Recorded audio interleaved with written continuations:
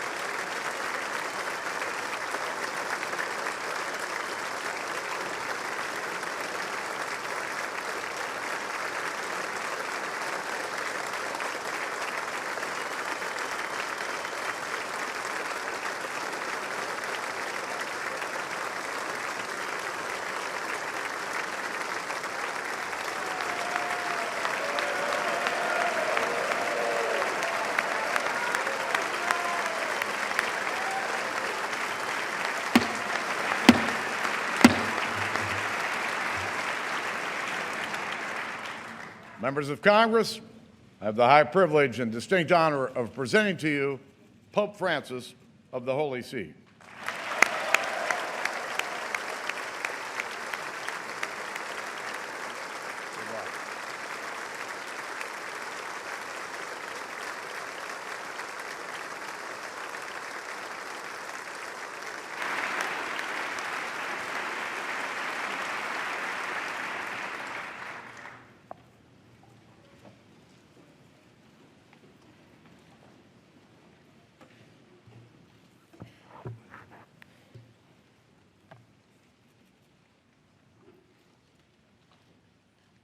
Mr. Vice President, Mr. Speaker, honorable members of the Congress, dear friends, I am most grateful for your invitation to address this joint session of Congress in the land of the free at the home of the brave.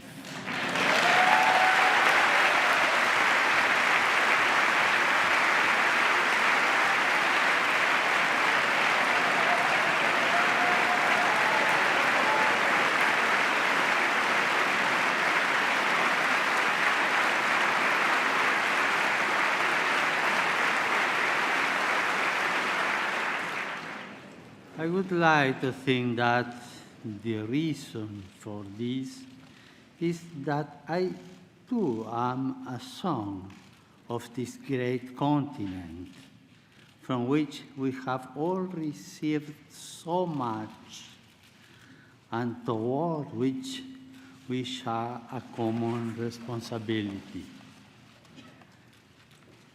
Each son or daughter of a given country has a mission, a personal and social responsibility. Your one responsibility as members of Congress is to enable this country by your legislative activity to grow as a nation. You are the face of its people. They are representatives.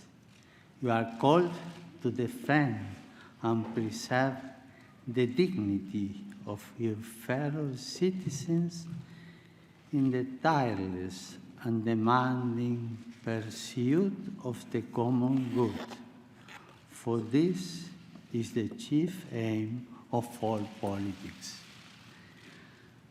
A political society endures when it seeks as a vocation to satisfy common needs by stimulating the growth of all its members, especially those in situations of greater vulnerability or risk. Legislative activity is always based to take care for the people. To this, you have been invited, called, and convened by those who elect you. Yours is a walk which makes me reflect in two ways on the figure of Moses. On the one hand, the patriarch and lawgiver of the people of Israel symbolizes the need of people to keep alive their sense of unity by means of just legislation. On the other, the figure of Moses leads us directly to God and thus to the transcendent dignity of the human being.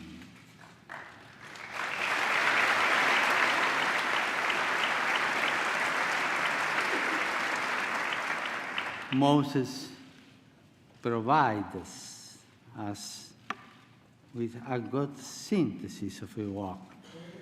You are asked to protect, by means of the law, the image and likeness fashioned by God on every human life. Today, I would like not only to address you, but through you, the entire people of the United States.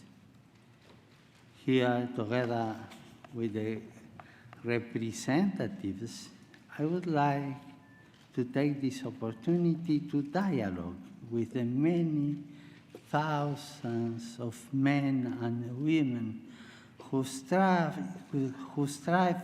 each day to do a honest day's work, to bring home the daily bread, to save money, and one step at a time to build a better life for their families. These are men and women who are not concerned simply with paying their taxes, but in their own quiet way, sustain the life of society.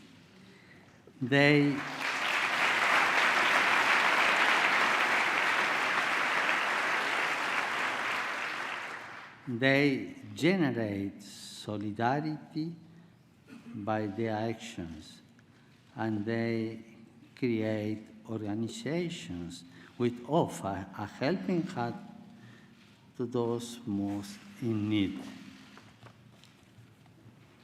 I would also like to enter into dialogue with the many elderly persons who are a storehouse of wisdom forged by experience and who seek in many ways, especially through voluntary work, to share their stories and their insights. I know that many of them are retired, but still active. They keep working to build up this land. I also want to dialogue with all those young people who are working to realize their great and noble aspirations, who are not led astray by facile proposals, and who face difficult situations, often as a result of immaturity on the part of many adults. I wish to dialogue with all of you, and I would like to do so through the historical memory of your people. My visit takes place at a time when men and women of goodwill are marking the anniversaries of several great Americans. The complexities of history and the reality of human weakness notwithstanding, these men and women, for all their many differences and limitations, were able, by hard work and self-sacrifice, some at the cost of their lives, to build a better future. They shaped fundamental values which endure forever in the spirit of the American people.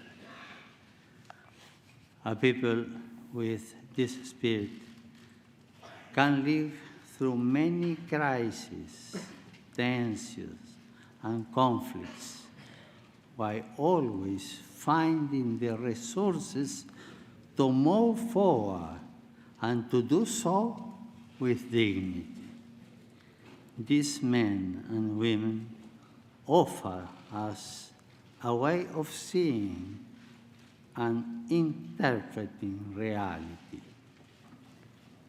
In honoring their memory, we are inspired even amid conflicts and in the here and now of each day to draw upon our deepest cultural reserve.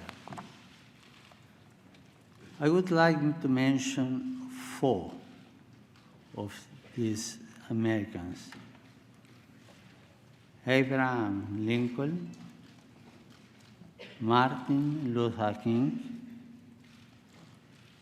Dorothy Day, and Thomas Merton.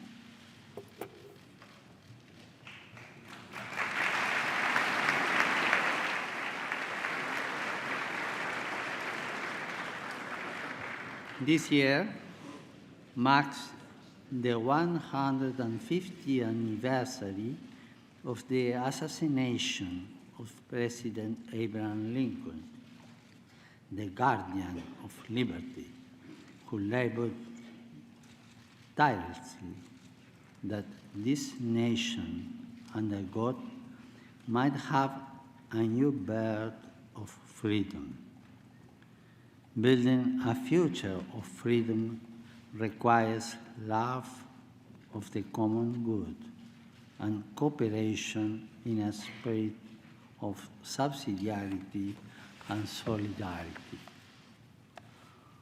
All of us are quite aware of and deeply worried by the disturbing social and political situation of the world today. Our world is increasingly a place of violent conflict, hatred, and brutal atrocities, committed even in the name of God and of religion. We know that no religion is immune from forms of individual delusion or ideological extremism. This means that we must be especially attentive to every type of fundamentalism, whether religious or of any other kind. A delicate balance is required to combat violence perpetrated in the name of a religion an ideology or an economic system, while also safeguarding religious freedom, intellectual freedom, and individual freedoms.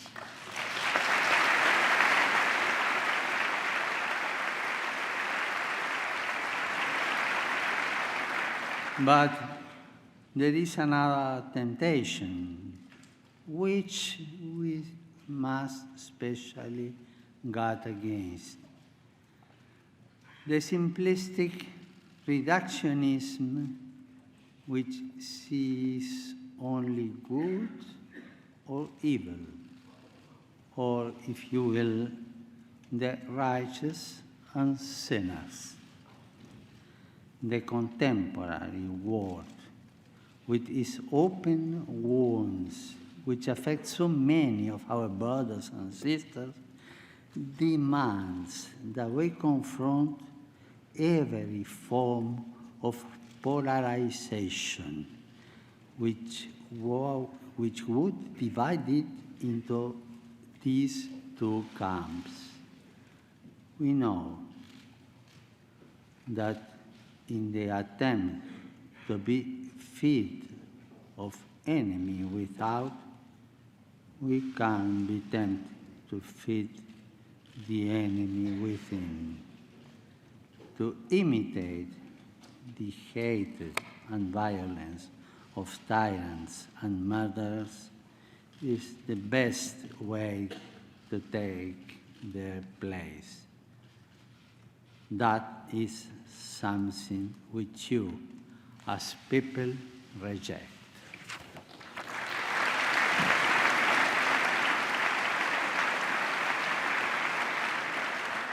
Our response must instead be one of hope and healing, of peace and justice.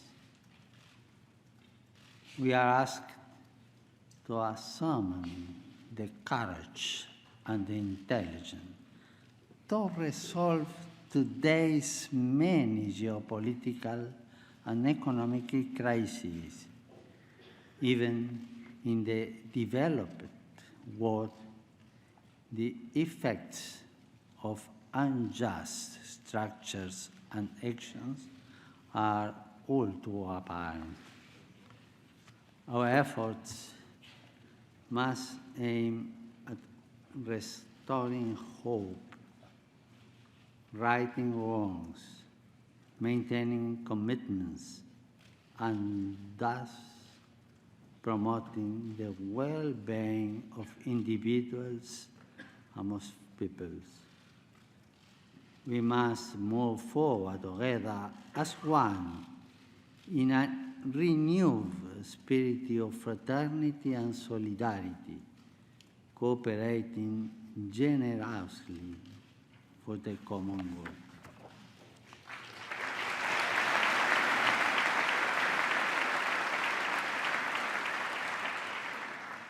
The challenges facing us today call for a renewal of that spirit of cooperation which has accomplished so much good throughout the history of the United States. The complexity, the gravity, and the urgency of these challenges demand that we pool our resources and talents and resolve to support one another with respect for our differences and our convictions of conscience.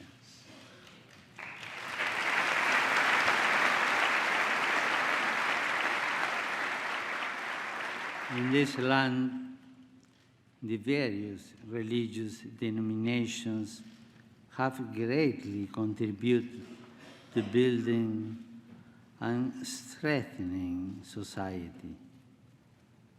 It is important that today, as in the past, the voice of faith continue to be heard, for it is a voice of fraternity and love, which tries to bring out the best in each person and in each society.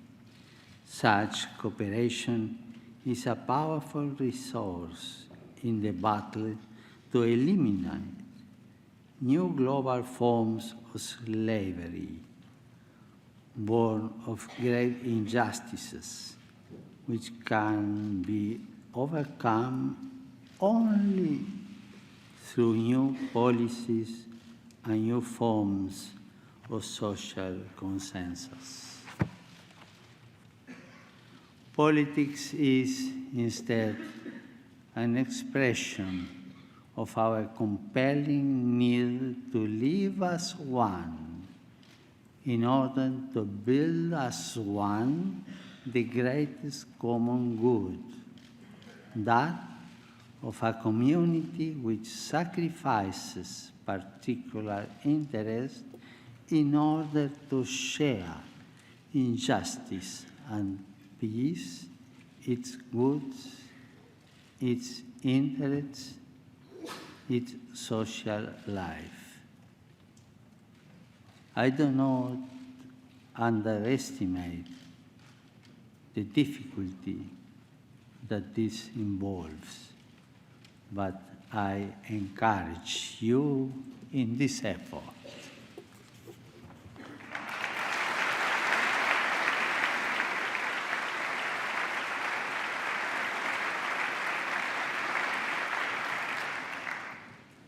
Here too, I think of the march which Martin Luther King led from Selma to Montgomery 50 years ago as part of the campaign to fulfill his dream of full civil and political rights for African Americans.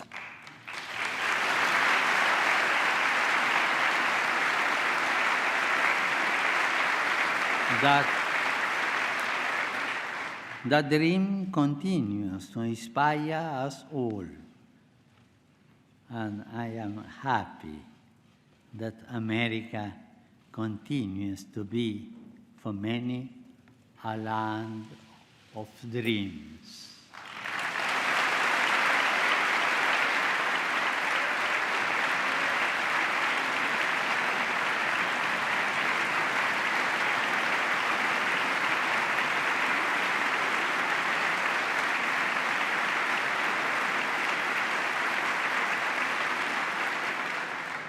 Dreams which lead to action, to participation, to commitment. Dreams which awaken what is deepest and truest in the life of the people. In recent centuries, millions of people came to this land to pursue the dream of building a future in freedom. We, the people of this continent, are not fearful of foreigners because most of us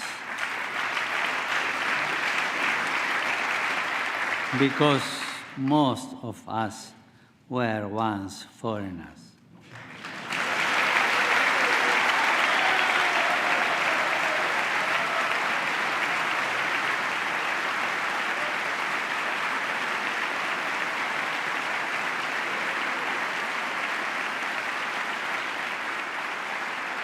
I say this to you as the son of immigrants, knowing that so many of you are also descendants from immigrants.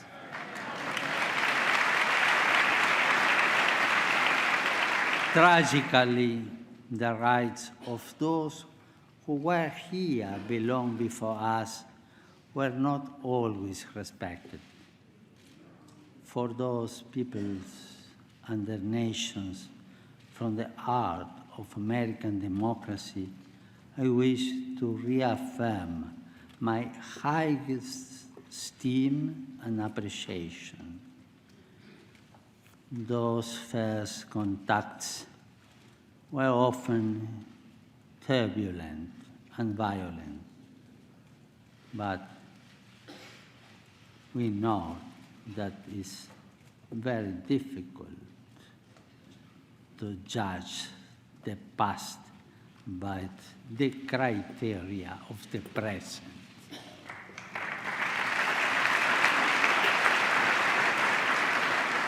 Nonetheless, when the stranger in our midst appeals to us, we must not repeat the sins and the errors of the past.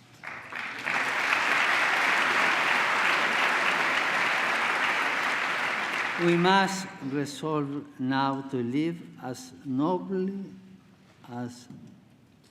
and as justly as possible, as we educate new generations not to turn their back on our neighbors and everything around us. Building a nation calls us to recognize that we must constantly relate to others, rejecting a mindset of hostility in order to adopt one of reciprocal subsidiarity in a constant effort to do our best. I'm confident that we can do this. Our world is facing a refugee crisis of a magnitude known since the Second World War.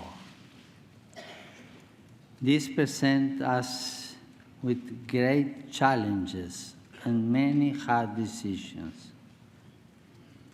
On this continent, thousands of persons are led to travel north in search of a better life for themselves and for their loved ones, in search of greater opportunity.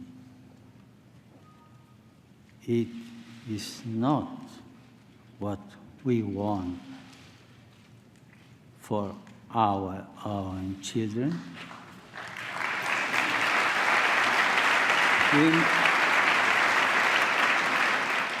We must not be taken aback by the numbers, but rather view them as persons, seeing their faces and listening to their stories, trying to respond as best we can to their situation, to respond in a way which is always humane, just, and fraternal. We need to avoid a common temptation nowadays to discard whatever proves troublesome. Let us remember the golden rule. Do unto others as you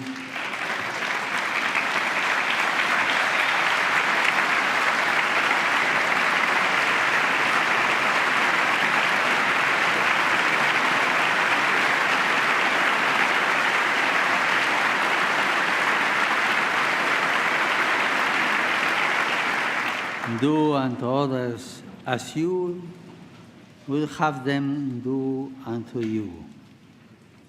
This rule points us in a clear direction. Let us treat others with the same passion and compassion with which we want to be treated. Let us seek for others the same possibilities which we seek for ourselves. Let us help others to grow as we would like to be helped ourselves. In a word, if we want security, let us give security. If we want life, let us give life. If we want opportunities, let us provide these opportunities. The yardstick we use for others will be the yardstick which time uses for us.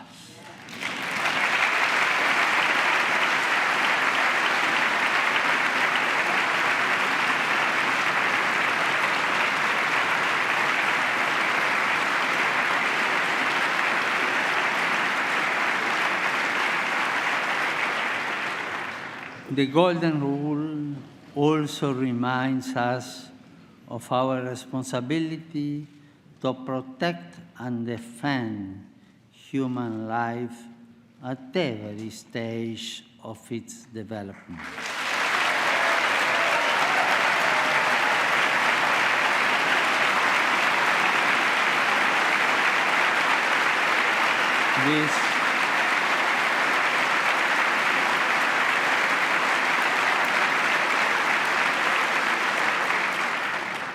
This conviction has led me from the beginning of my ministry to advocate at different levels the global abolition of the death penalty.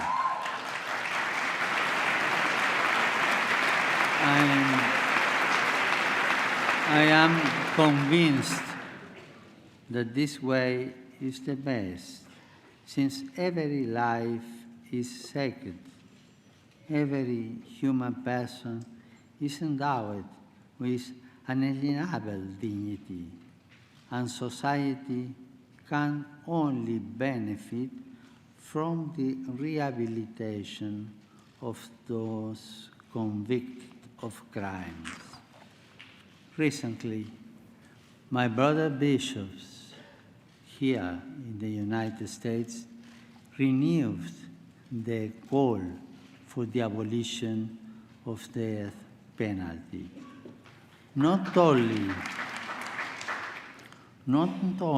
do I support them, but I also offer encouragement to all those who are convinced that a just and necessary punishment must never exclude the dimension of hope and the goal of rehabilitation.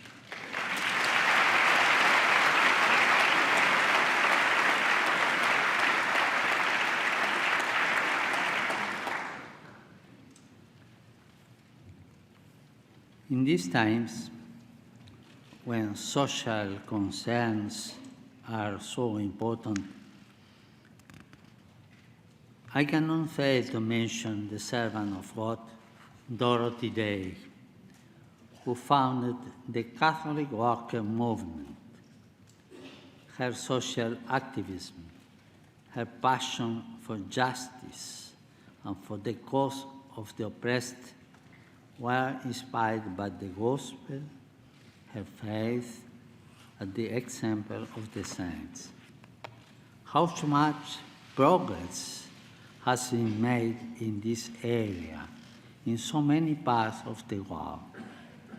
How much has been done in these first years of the third millennium to raise people out of extreme poverty?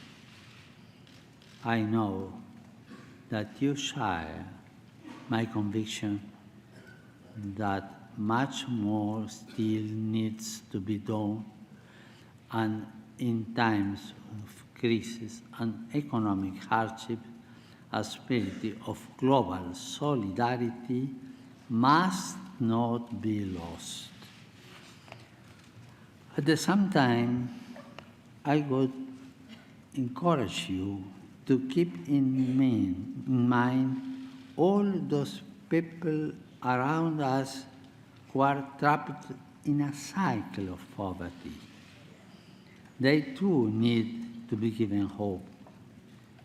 The fight against poverty and hunger must be fought constantly and on many fronts, especially in its causes.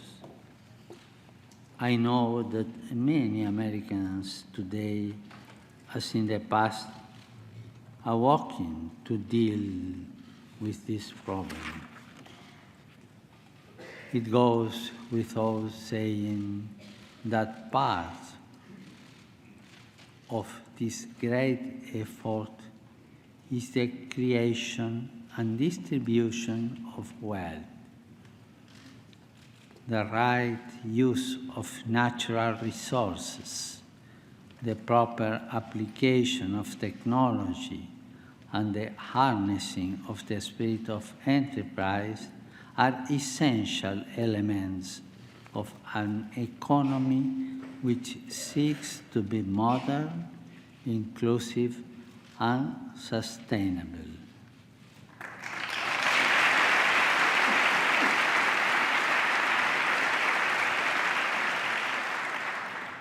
Business is a noble vocation directed to producing wealth and improving the world.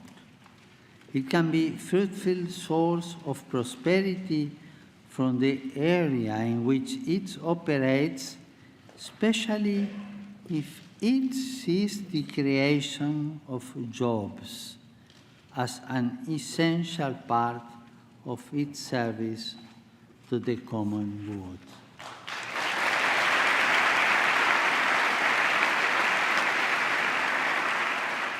This common good also includes the earth, a central theme of the encyclical, which I recently wrote in order to enter into the dialogue with all people about our common home. We need a conversation which includes everyone, since the environmental challenge we are undergoing and its human roots concern and affect us all.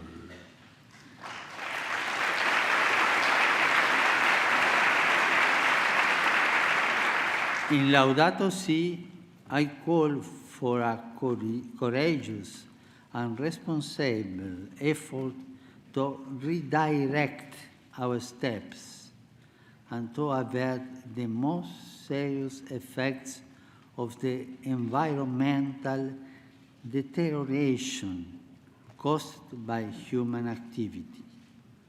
I'm convinced that we can make a difference, I'm sure.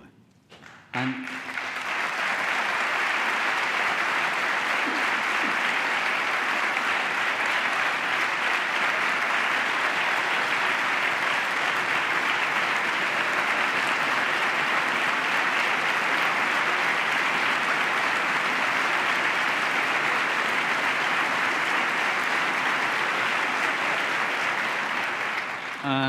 I have no doubt that the United States and this Congress have an important role to play.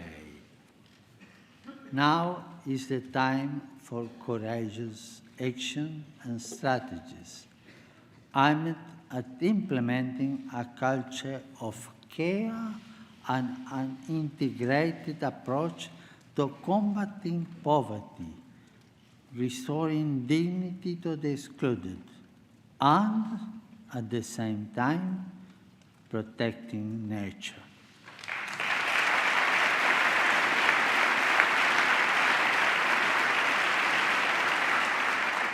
We have the freedom needed to limit and direct technology, to devise intelligent ways of developing and limiting our power, and to put technology at the service of another type of progress, one which is here, more human, more social, more integral.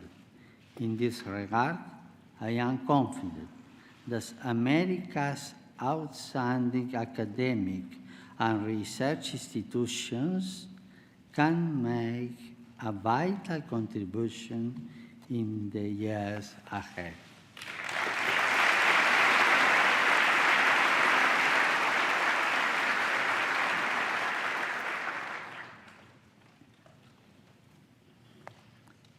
A century ago, at the beginning of the Great War, which Pope Benedict XV termed a pointless slaughter, another notable American was born, the Cistercian monk Thomas Merton. He remains a source of a spiritual inspiration and guide for many people. In his autobiography, Merton wrote, "I came into the world free by nature, in the image of God. I was, nevertheless, the prisoner of my own violence and my own selfishness, in the image of the world into which I was born." That world was the picture of hell, full of men like myself, loving God and yet hating Him, born to love Him, living instead in fear of hopeless self-contradictory hungers.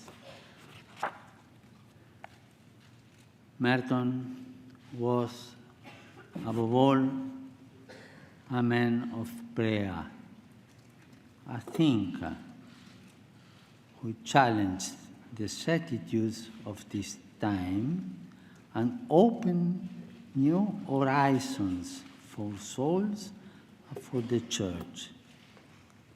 He was also a man of dialogue, a promoter of peace between peoples and religions. From this perspective of dialogue, I would like to recognize the efforts made in recent months to help overcome historic differences linked to painful episodes of the past. It is my duty to build bridges and to help all men and women in any way possible to do the same. When countries which have been at odds resume the path of the dialogue, a dialogue which may have been interrupted for the most legitimate of reasons, new opportunities open up for all.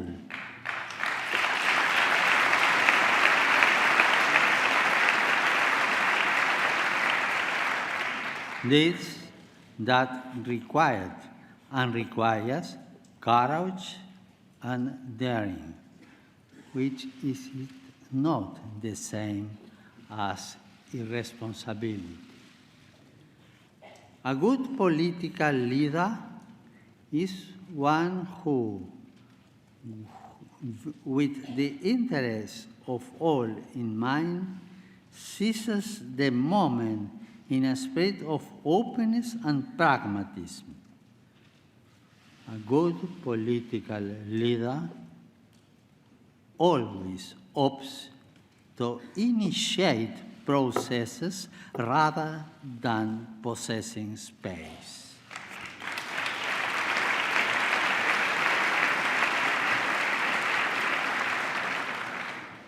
being at the service of dialogue and peace also means being truly determined to minimize and in the long term to end the many armed conflicts throughout our world.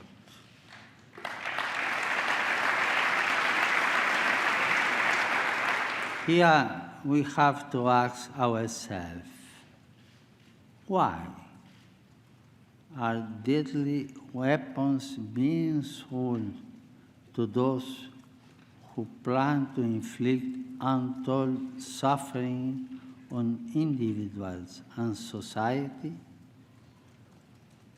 Sadly, the answer, as we all know, is simply for money. Money that is drenched in blood, often innocent blood.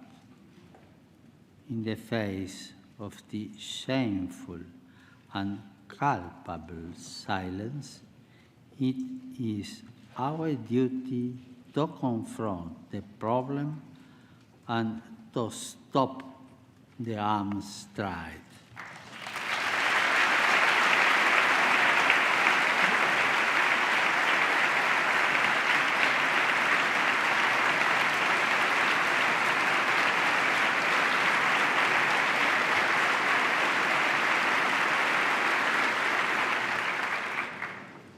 Three sons and one daughter of this land, 4 individuals of 4 dreams. Lincoln, liberty. Martin Luther King, liberty in plurality and non-exclusion. Dorothy Day, social justice and the rights of persons. And Thomas Merton, the capacity for dialogue and openness to God. 4 representatives of American people. I will end my visit to your country in Philadelphia, where I will take part in the World Meeting of Families. It is my wish that throughout our visit, the family should be a recurrent theme. How essential the family has been to the building of this country.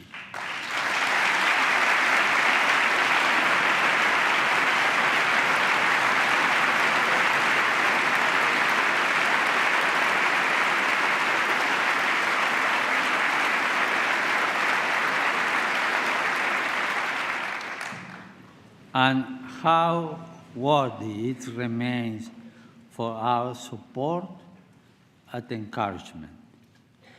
Yet, I cannot hide my concern for the family, which is threatened, perhaps as never before, from within and without. Fundamental relations are being called into question, as is the very basis of marriage and the family. I can only reiterate the importance and, above all, the richness and the beauty of family life.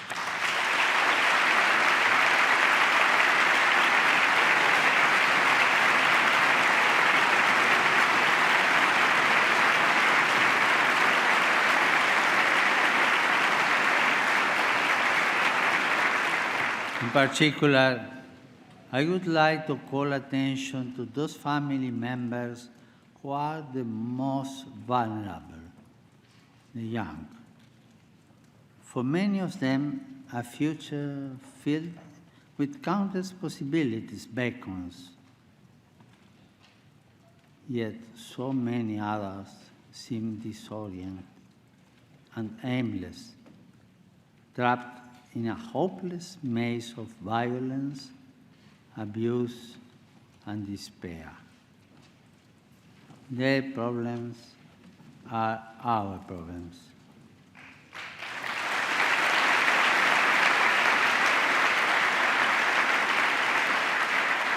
We cannot avoid them. We need to face them together, to talk about them, and to seek effective solutions rather than getting bogged down in discussion. At the risk of oversimplifying, we might say that we live in a culture with precious young people known to start a family because they lack possibilities for the future. Yet, the same culture presents others with so many options that they too are dissuaded from starting a family. A nation can be considered great when it defends liberty, as Lincoln did, when it fosters a culture which enables people to dream of full rights for all brothers and sisters, as Martin Luther King sought to do, when it strives for justice and the cause of the oppressed, as Dorothy Day did by her tireless work, the fruit of a faith which becomes dialogue and sows peace in the contemplative style of Thomas Merton. In this remark, I have sought to present some of the richness of your cultural heritage, of the spirit of the American people.